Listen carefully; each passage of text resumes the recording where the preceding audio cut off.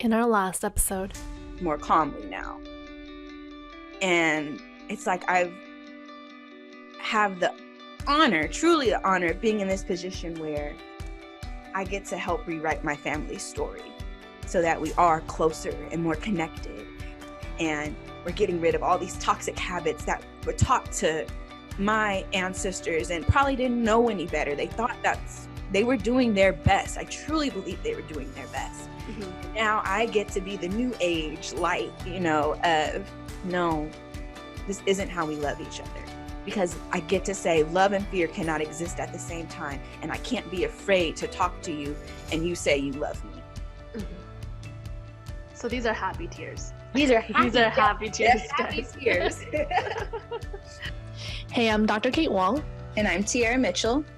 And you're listening to the Holistic Hope Podcast.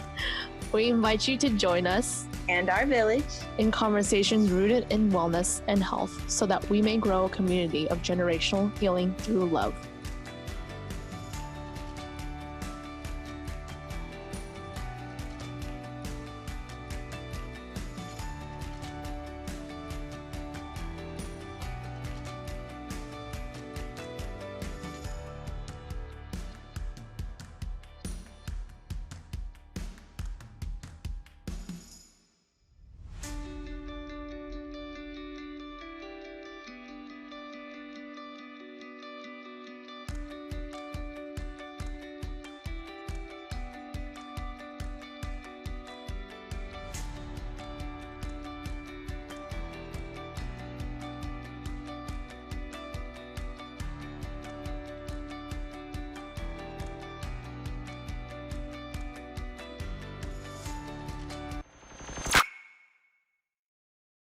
Yeah, that's the reason why this podcast is such a monumental project that we're doing. I feel like it's just opening that conversation, having that relatability, just that there's different views, there's different ways, there's different things that literally when Erin talked about, I love how she did that. It was good. It was where she said, where you can start wherever you're at. That what's she called, rise zone? Is it rise zone? Rise. But I wasn't sure what the word meant. I thought of rye bread and I didn't want to mess up. We'll double check with her. But that where it sprout up wherever, because that's what life is. Just because bad stuff could have happened in our childhood, bad stuff happened for 30 years prior to that, doesn't mean that, when you go back to your family in a vulnerable state, to test it out, doesn't mean you can't change, right? And so, because I had a few conversations with my stepmom in regards to, certain things that I would never even think of having with her when I was 16, all these different toxic arguments, things that I was just reacting, conversations that you don't want to have with your teenage daughter. Those are the conversations I was having. It was horrible, a lot of yelling. And now it's more like, what do you think about this? That curiosity that she mentioned to throw in there is not judging on what the answers are, but just kind of guiding where it can go, whether it goes from, your freedom, or it goes from, what you want to do with kids or not have kids, all these different things. Like, it's not like, it's like, what would you think? Like, put yourself in their shoes, put that, situation, like, what would you do? And then think about it and talk, not just say, what would you do? And this is what I would do. And that's it. No conversation after that. It's more like, oh, that's interesting. So that would make you feel this way, or that would, think about certain way of going about it. Just kind of exploring that path, literally down that rabbit hole, and just talking about each part of it. Because when you stop at, well, this is my way, and that's it. That's when the conflict usually happens with my siblings, because they think I'm this holistic, crunchy person who, just, eats carrots, even though I have a carrot pen in my there's carrots everywhere, juices everywhere, just like, this person that, grows things randomly. But I'm not all that, but a lot of times when you have a boxed label for someone and you don't think or question why they doing this, why they thinking this. Because my brother they're allowed to have guns and all these different things. And if I didn't dive into the whole of why would he even have it, what's the purpose, all these different things, I would think of what everyone else is thinking is in the media, be scared, be not wanting certain things to happen, all these different things, fear, right? That's not love. But a lot of times, if you were to talk as a gun owner, why they have guns, that would be a different conversation. It'll make a lot more sense. And so having that conversation to open up, because like when Tiara started talking about this story, I was thinking, are these sad tears? Because it looks like sad tears. It sounds like it. But then in the end, they're happy tears. And so it just changed the whole perspective of what the whole conversation was and then what I thought about the situation as well. Yeah, and I mean, I think that goes to like how you and Aaron were saying. It doesn't really have to be good or bad. Like it did kind of start off as sad tears because there's a part of me that's sad that it happened, like when you try so hard to protect not just yourself, but your family from certain things, and then it happens anyway, like it's heartbreaking. But then again, going back to how we've been saying on a lot of the podcasts, you get to choose the story you tell, and it's funny because people have been saying it a lot to me lately, and it's true, and I just said it, I have always been the person where it's like, I refuse to stay sad. I refuse to stay mad because I just feel like there's so much more I can do with that energy than to be in a huff over something that's probably not going to matter in the next couple of days, and I do think that's the beauty of our podcast project is a lot of the people we talked to, the things they went through were sad. It was hard. It wasn't always fun, but the beauty of what came from it, and how it always came from a place of having to choose love, choosing to surrender to it. And surrender comes from love. I'm not going to fight you on this. I surrender, Mm-hmm. And so, yeah. That's when you actually can take steps to do something in the actions. Because when you're fearful, when you're, hurt, when you're angry, you just don't do it. You just stay in that state until you feel it all. And it sometimes doesn't end. That's what I'm saying. And then you get used to that. Then it feels like it's like Aaron was saying. Some people can't even meditate for a minute because then they can feel all those emotions come up and they don't want to. They don't want to feel that anymore. But you kind of have to surrender to them to get past it. Because sometimes people don't want to face that either. It's like, okay, I touched it a little bit. Oof, don't like that. I must either avoid it or continue being angry, like on and off, sad, on and off, all these different things. I'm thinking something that would be good for the podcast now. I'll have to look into it. The book my very, very first self-help wellness journey book, I will say for sure, was this book called Sozo.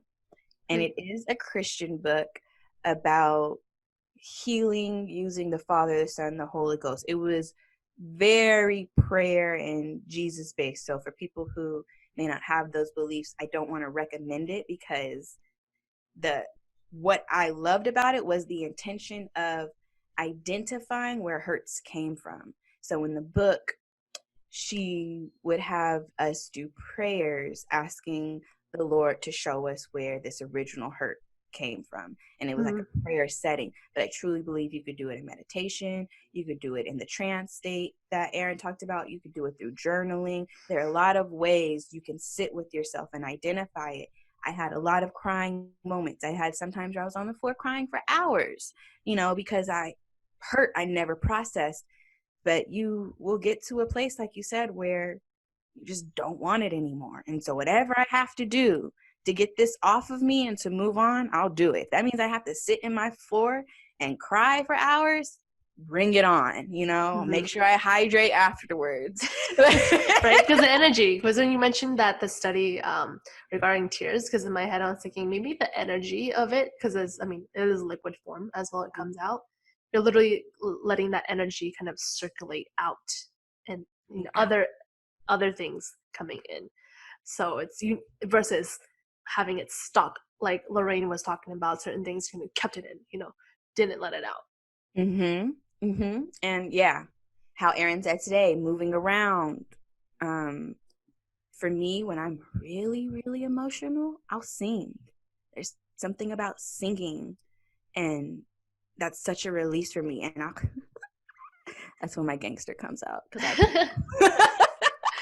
If you there's an aspect that one of my the functional medicine doc that I worked with, in regards to singing, it helps with the vagus nerve as well.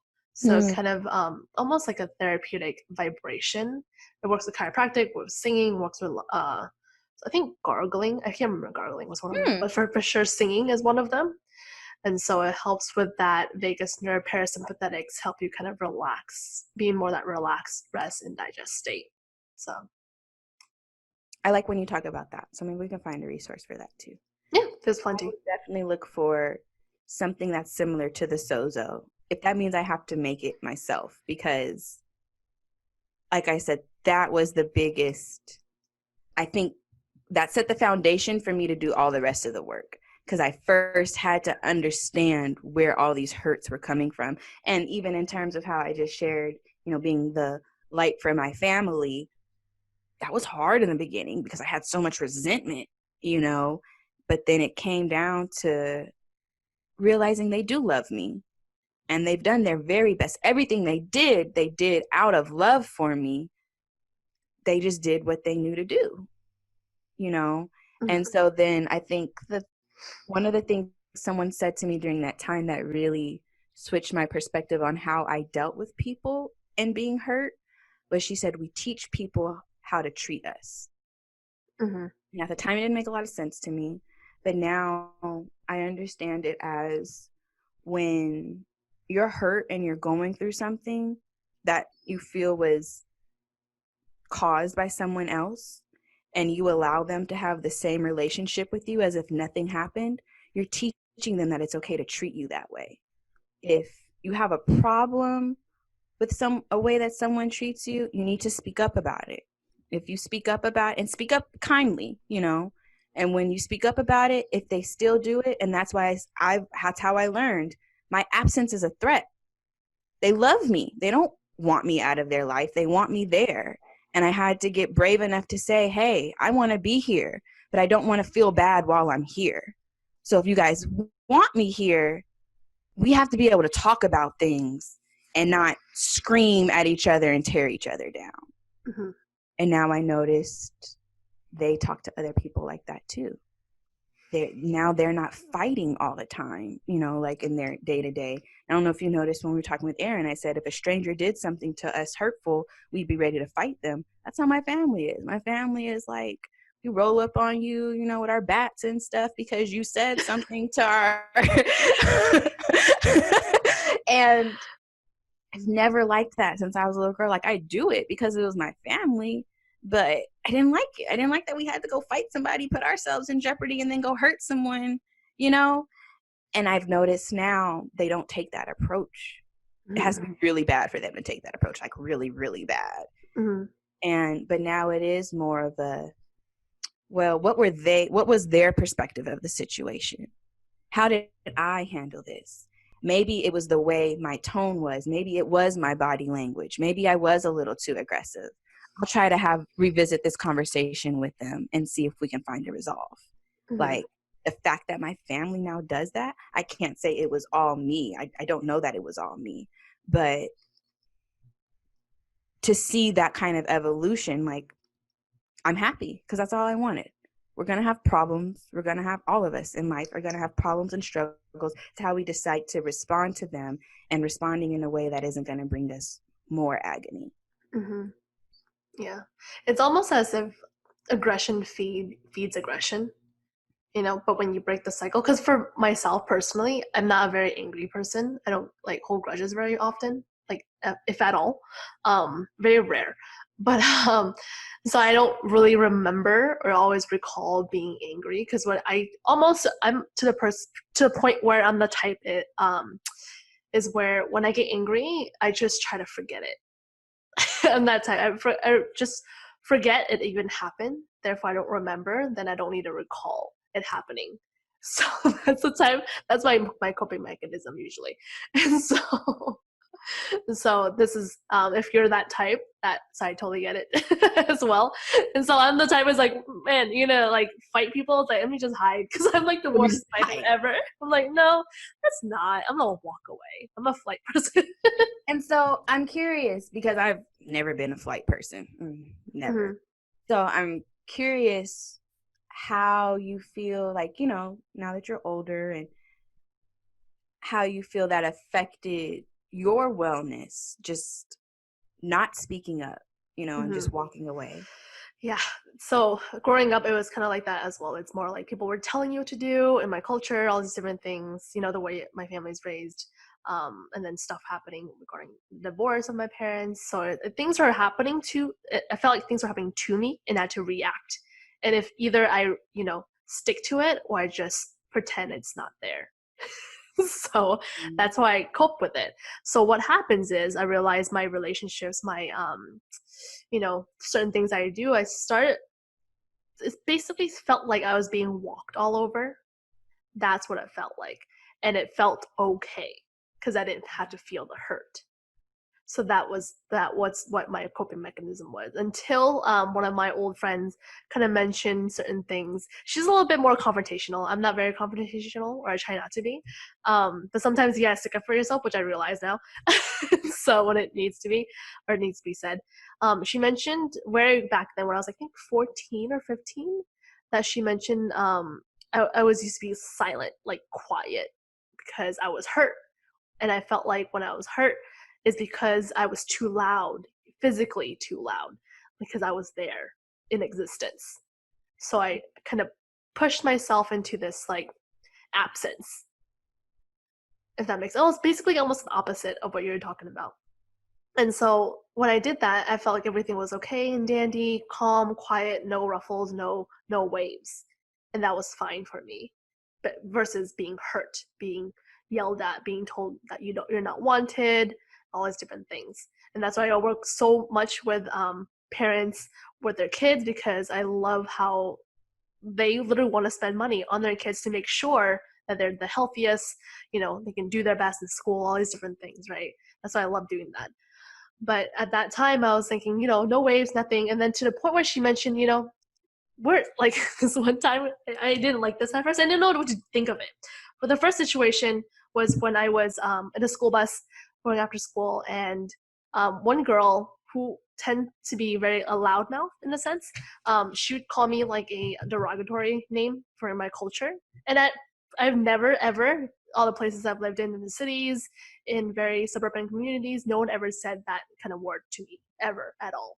And I didn't know what to do with it. I mean, I heard it on TV, all these different things, but I never had it said to me. So I just kind of went silent. And then one of my neighbors, I told him recently that this is like amazing what he did, but one of my neighbors is saying, don't do that to her.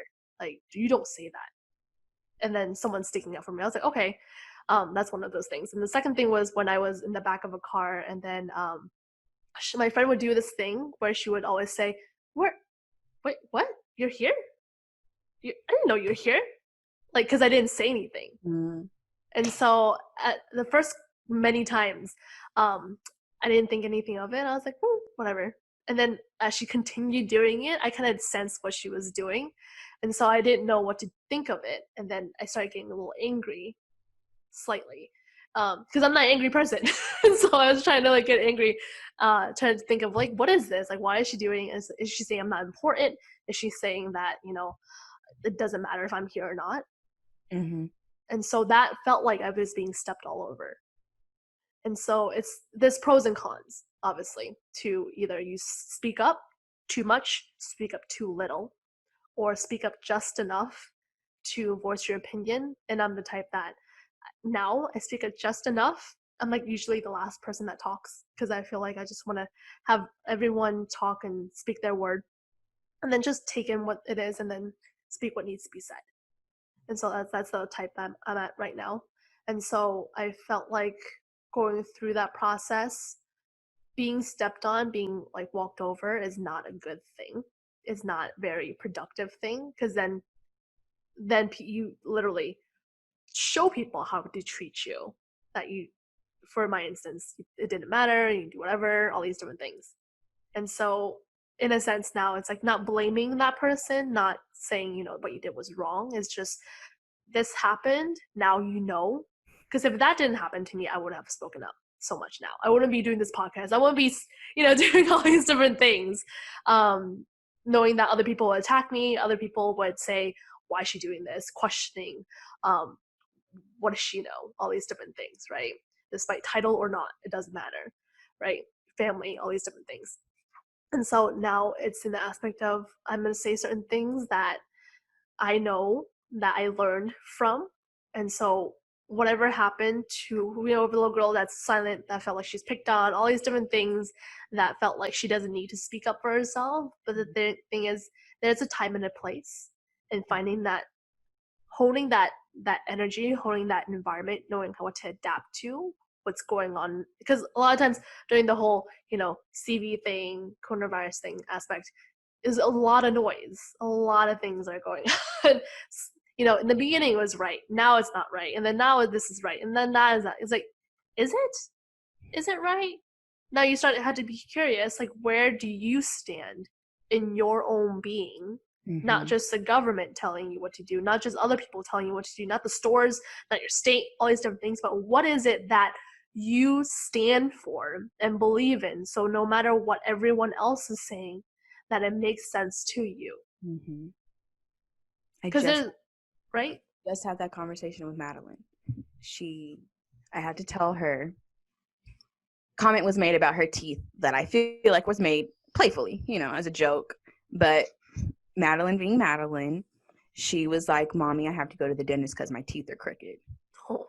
Like, you have really straight teeth. Why would you think your teeth are crooked? Because so-and-so told me so. And so I said, well, do you think you have crooked teeth? She said, I think my teeth are really straight too. But she said they're crooked, so I need to go to the dentist. Mm-hmm. And so right then I told her, you need to be able to make decisions for yourself, especially when they're about yourself. You do not let other people tell you how to feel about anything, especially how to feel about the person you are. If someone tells you you have crooked teeth, you can think about it. Look in the mirror. Do I think my teeth are crooked? No. Oh, well, I have straight teeth, and you can keep on going. That's your choice. But I do feel at young ages, we are taught, even subconsciously, that other people's opinions of us matter so much that they define us.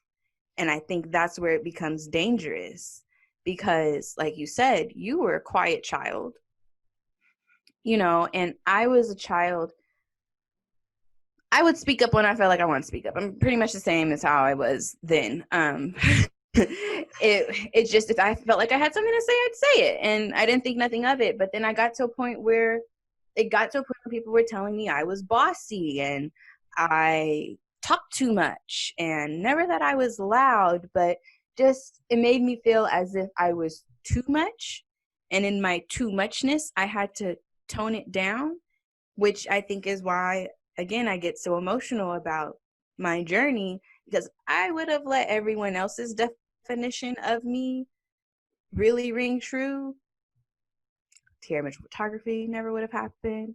Use at this podcast never would have happened. I've helped a lot of women get their businesses started, and they do great things in their business. And I'm not even a business coach, but that's just what I do, because I'll speak up for what I feel is true, you know, like to help. And so say all that to say, we have to be careful about how we allow others to influence our thoughts, especially as they pertain to us. Because then we'll start to repeat those stories. And, you know, when we repeat those stories, our energy vibrates. So then those we're around, we don't know how that's going to affect the people around us. I think the best advice I got during my pregnancy, my first pregnancy, was to be very protective of my energy field. Mm-hmm. And she told me, she said, this may sound weird to you because it was coming from a church leader. So we don't talk about energy a lot at church, but she was like, this may sound weird to you, but how you feel is directly going to impact how that baby feels. And if you're feeling hurt, stressed out, upset, whatever, she's going to feel that. And then she's going to come into this world with that. You don't want that for your baby. You want to give your baby a clean slate as much as you can. So be protective of who you have around you. So be mindful of who you have around you so you can protect your energy. And I think the mistake I made in that was only doing it while I was pregnant. That is something I think we all should do every day. We have to be protective of our energy space because that's why I love when you talk about the 120 days before conceiving. We need, if we want to have this beautiful life full of possibilities and wonder and love and joy, we got to protect that because there are other energies around there that will bring that down. And again, it starts with the awareness of it all. You have to be aware of it so that you can do something about it. Yeah, because a lot of times when I heard this, I didn't know much about empath in general, but a lot of times people saying you're empath, you gotta guard your energy because you take everything in. Then in a sense it is in a way, but then it's like you need to know how to filter through what is something you want to take in versus something you don't. Because sometimes someone, just because a sister or a family member suggests you to do something doesn't mean you need to do it, to take that advice because it's a good thing, because they deem it as a good thing, right? But you have to kind of contemplate, is it a good thing? If you don't want to take it, you don't want to take it.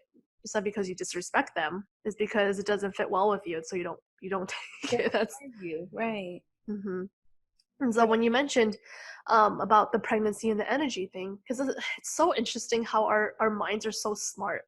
It tells us to kind of categorize certain things, simplicity, to, this is a phase, this is a phase. But in reality, there's really no phase. It's like a whole big thing just kind of intertwined with each other, but we put these labels in there to make it seem like it's boxed in.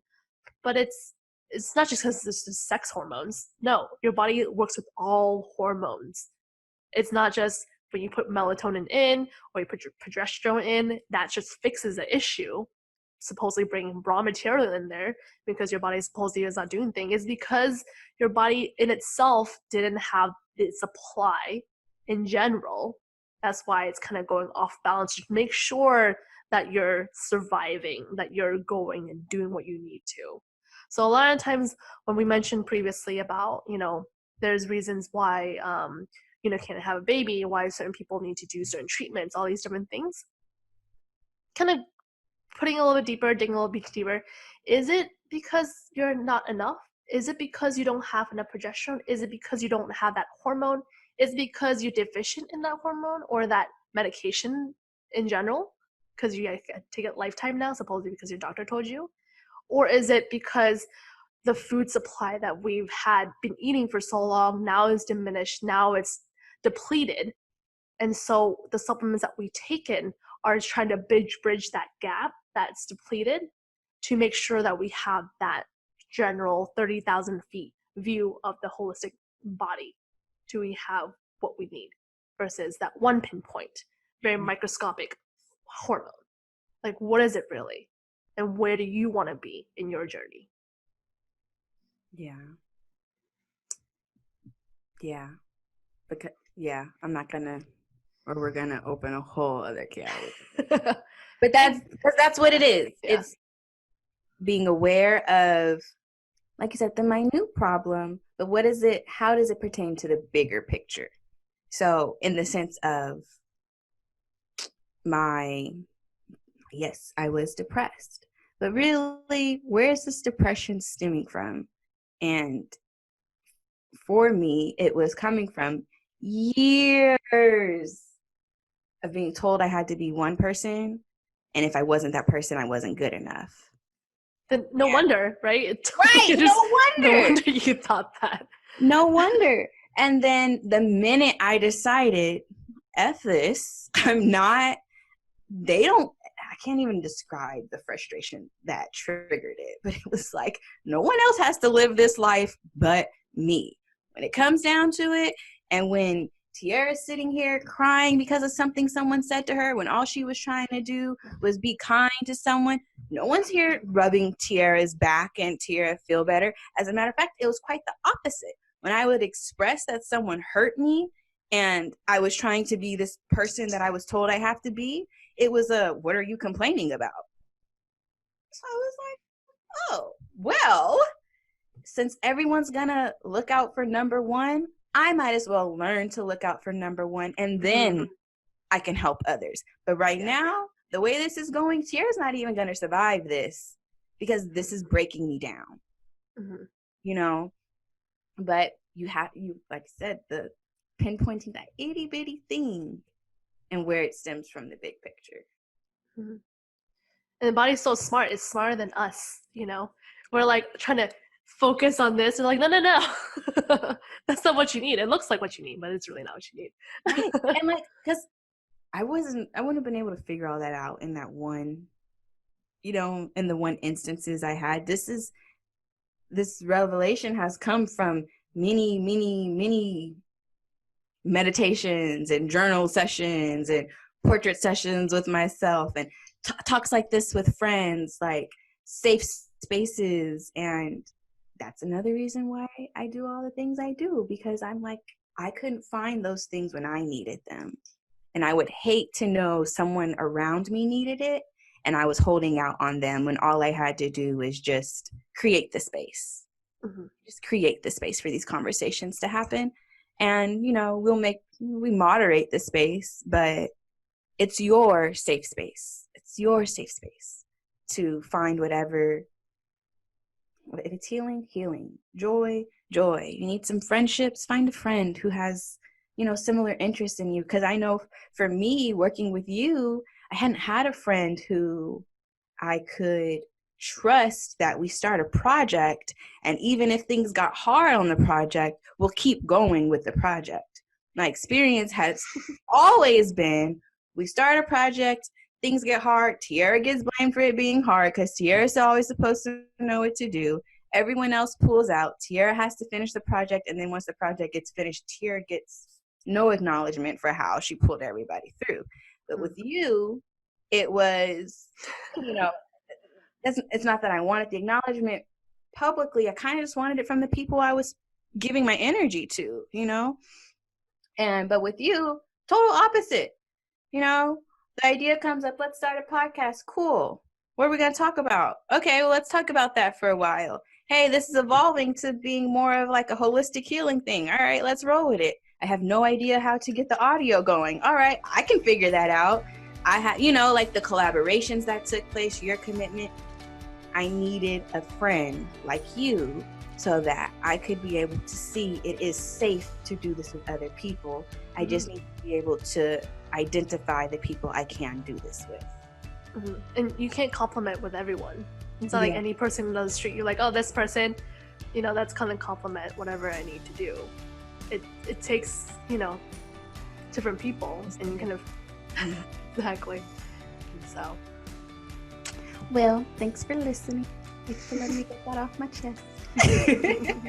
And we'll have more soon. So hopefully you got more topics as we're going through this podcast. If you have suggestions, feel free to message us. We'll make, so by this comes out, we should have a little bit more to that.